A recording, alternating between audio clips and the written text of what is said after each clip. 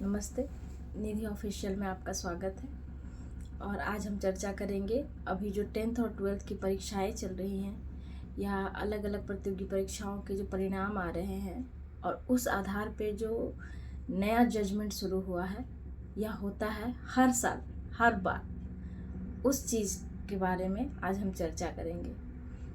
आज हम बच्चों के पक्ष से सोचेंगे कि बच्चे क्या सोचते हैं, नहीं सोचते हैं, दुनिया क्या सोचती है उनके बारे में, वो नहीं मैटर करता। बच्चे खुद के बारे में क्या सोचते हैं वो मैटर करता है। जैसे अगर बच्चा असफल हो गया वो अलग चीज़ है, लेकिन अब वो ताउम्र अपने आप को असफल माने, ये गलत है। अगर हम एक चीज़ में पास नहीं हो सके, एक चीज़ में अगर हम अच्छा नहीं कर सके, इसका मतलब नहीं है कि हम कुछ भी करने लायक नहीं रहे। और अगर कोई दरवाज़ा हमारे ऊपर बंद हो गया, कभी हो सकता है मेहनत में कमी रह गई हो, कभी भाग्य साथ नहीं दिया, कभी दोनों नहीं रहते हैं, तो भाग्य क्या है? आपके मेहनत का और टाइमिंग का कॉम्बिनेशन है, बस, और कुछ भी नहीं।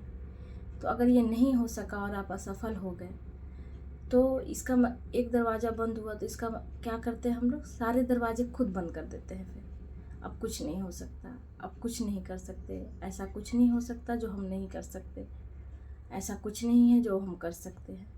दुनिया क्या सोच रही होगी? ये बच्चे सोच रहे हैं कि दुनिया क्या सोच रही होगी। वो अपने बारे में हमेशा बुरा ही सोच रहे हैं कि हमने ख़राब किया, हमने गलत किया, माँ बाप का नाम नीचा कर दिया। अगर बच्चे वाकई में दिल से मेहनत कर रहे हैं और फिर भी वो किसी कारणवश अगर असफल रह गए, तो इसका मतलब ये नहीं कहा जा सकता कि वो कभी सफल नहीं होंगे। जो आईएएस में नहीं चुनाते हैं, यूपीएससी के थ्रू आईएएस आईपीएस या कहीं भी नहीं चुनाते हैं, तो क्या उनके 1 अंक से या 2 अंक से 4 अंक से, तो क्या उनकी प्रतिभा कम है? नहीं, ऐसा नहीं है। वो भी उतने ही प्रतिभावान है जितना सिलेक्शन जिसका हुआ है उसका है, लेकिन समय ने साथ नहीं दिया। तो क्या उसे आगे अब दूसरे क्षेत्र में ट्राई नहीं करना चाहिए? या यूपीएससी का अटेम्प्ट ख़त्म हो जाए, उसके बाद दूसरी जगह वो ट्राई नहीं करे? अगर और सरकारी नौकरियों में नहीं हो तो क्या वो प्राइवेट में नहीं सोचे? क्यों? क्योंकि सरकारी को हम ज़्यादा तरजीह देते हैं, चाहे वो संस्थान हो चाहे वो नौकरी हो, तब वो बहुत अच्छा है।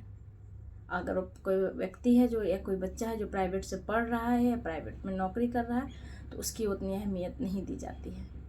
अभी की तुलना में तो शायद कम हुआ है, पहले की तुलना में बहुत कम हो चुका है अभी, लेकिन फिर भी है, अभी भी मौजूद है। खासकर बिहार, यूपी, इन सब राज्यों में सरकारी नौकरी का बहुत महत्व दिया जाता है। वो कैसा, बाकी उसके सारे अवगुण ढक दिए जाते हैं, सरकारी सबसे ऊपर।